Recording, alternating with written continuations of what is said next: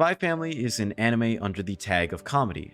Spy Family is a comedy anime that is loved by many. Comedy anime is more popular than it has been in the past 2 decades.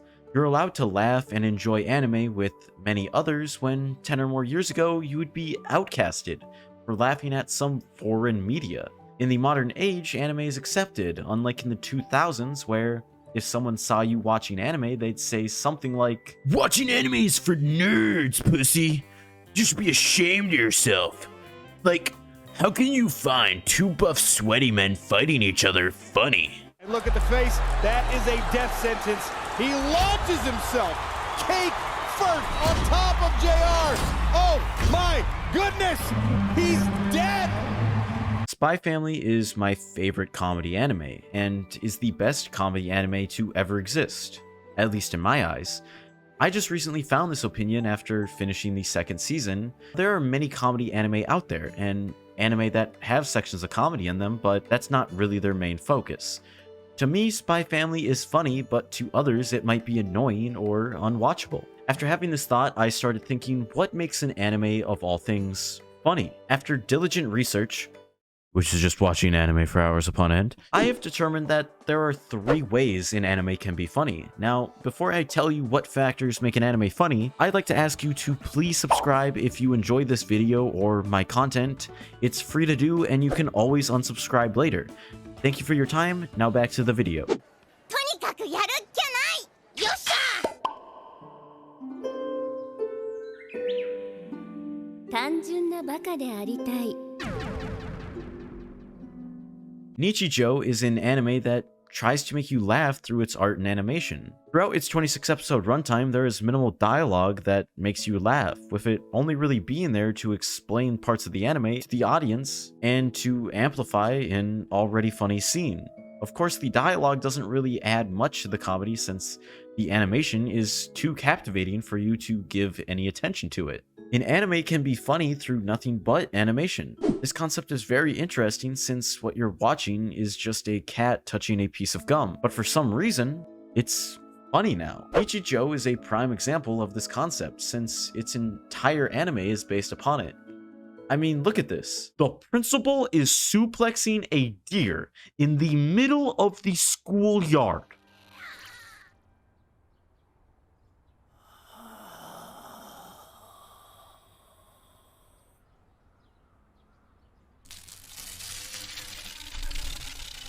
This is funny. Art is made to either preserve a moment or make the viewer feel something, whether that be a thought or an emotion.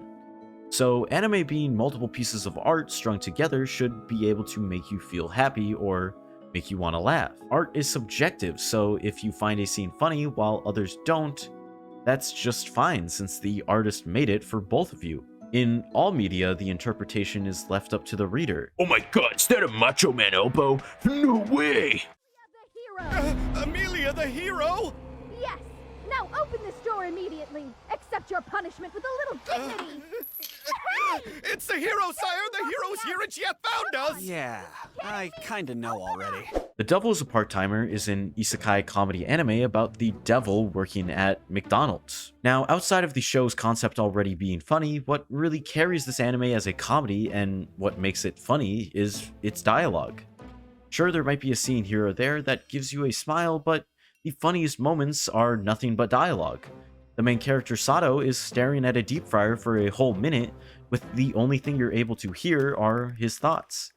And yet, this is hilarious.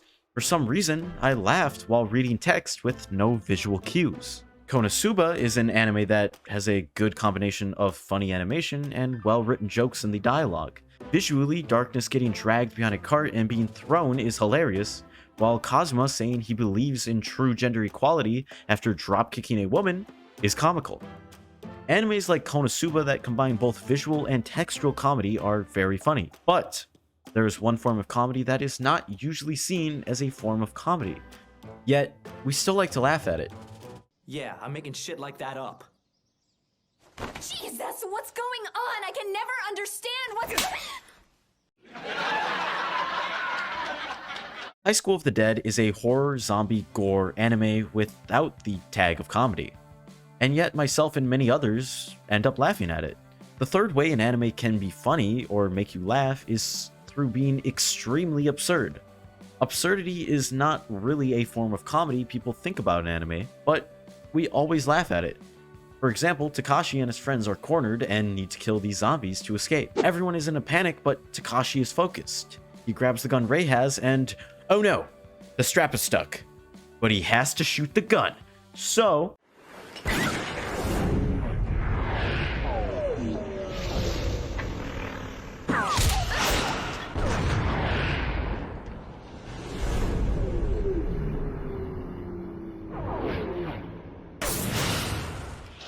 You see what I mean? This scene is so ridiculous and just downright absurd to the point you can't help but laugh at the craziness happening in front of you. You just sit there in amazement that someone, some other human being, made this. Now, one anime that combines all three of these methods is Gintama. Gintama can have funny dialogue with crazy animation that can make you laugh, while also having absurd scenes that also make you laugh just because what's happening in front of you is ridiculous. これなんて使えんじゃねえ貧乏祭様。これ紙やすいあった神やすりだと。ふざけんな。肛門が血だらけになるわ。と言いたい。普段なら。しかしこの状況で神やすりは抗菌剤と保湿成分を配合した高級ローションティッシュスコッチに匹敵する汁物に見える。超欲しい。 Gintama is an amazing comedy anime that combines all three of these methods. But does that make it better than others that only use one instead of all three? Well, like I said before, the interpretation of all media and all anime is left up to the reader. An author or an artist might make a piece of art or write a book with the hope of making the viewer feel a certain emotion or maybe think deeply about a concept. So if the artist's painting or the writer's book makes you feel a different way, does that mean the artist is lacking in talent, or does that mean your judgment is wrong?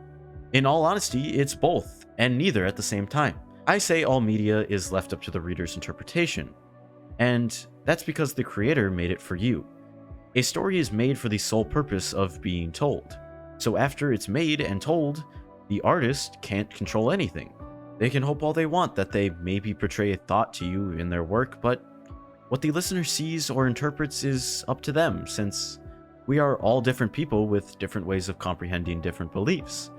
I make YouTube videos. Outside of writing the script and editing a video, I don't control what you guys think about the video. I can only hope to make it funny. I can only hope to entertain you guys. So, to some, an anime about squeezing boobs and killing zombies might be the funniest thing ever, while another person might find One Punch Man to be their favorite comedy anime. We all have our own opinions. I can only tell you what makes an anime funny, but I can't change what your favorite anime is. All I can do is give examples, so with that, let me tell you why SpyXFamily is my favorite funny anime. I have found many other anime to be funny or comical in my time of watching it, but none have done it better to me than SpyXFamily. SpyXFamily is about a spy who's really good at his job who has to infiltrate a school. So he adopts a child who is a psychic and marries a girl to be his wife for his mission. He has to try to complete his mission while keeping his job a secret. His wife also has a secret she wants to keep from him, and that's the fact that she's an assassin. And the adopted child, Anya, is a psychic. So she is the only one that knows these two secrets, and they don't know that she knows their secret. Having Anya be a psychic is a ridiculous decision at first, but turns out to be an amazing writing decision. You not only have a third character to get laughs from, but also it's as if you're seeing the world through their eyes. It's as if there is this sense of relatability through them that makes you feel understood, which is comforting and makes the whole experience more enjoyable. Some comedy anime struggle with keeping the viewers entertained in its downtime between jokes.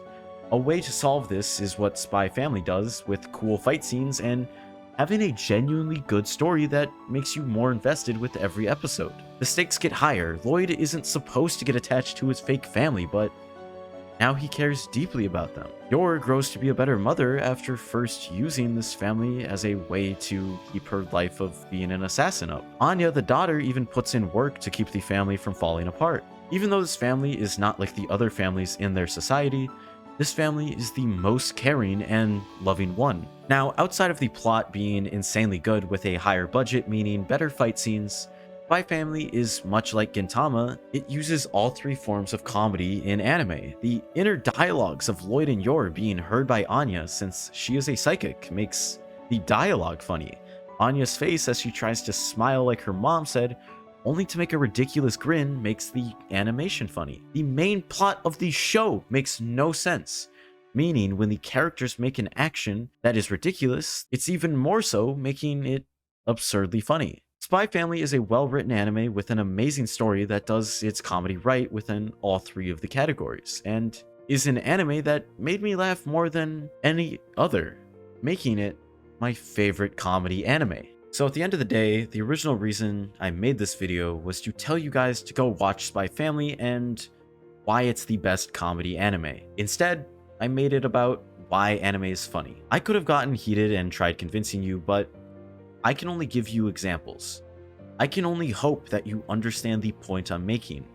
Me, the writer, the artist, the creator, can only hope that the viewer, you, interprets this video in the way I intended.